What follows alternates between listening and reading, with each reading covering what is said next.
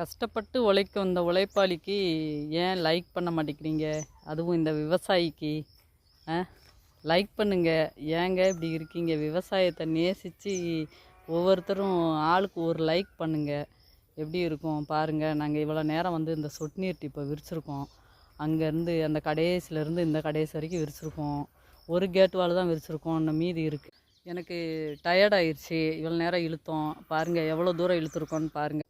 அந்த கடைசிலேருந்து இந்த கடைசி வரைக்கும் விரிச்சாச்சு. இன்னும் ஒரு கேட் வால் தான் முடிச்சிருக்கோம். இன்னொரு கேட் வால் இருக்குது, அதையும் இழுக்கணும். இழுத்துட்டு நாளைக்கு தண்ணி மோட்ரு போட்டு விட்டுறணும். ஏன்னா தண்ணி பாயலைன்னா உளுந்து வம்பாக போயிடும். அந்த சைடு தண்ணி பாய்ஞ்சி அதுக்கு மருந்து அடித்தாச்சு. இன்னும் இந்த சைடு இருக்குங்க பாருங்க. ஃபுல்லாக வந்து இப்போ விரிச்சது. விவசாயிங்களுக்கு சப்போர்ட் பண்ணுங்கப்பா ப்ளீஸ். கஷ்டப்பட்டு உழைக்கிற இந்த விவசாயிகளுக்கு கொஞ்சம் சப்போர்ட் பண்ணுங்கள்.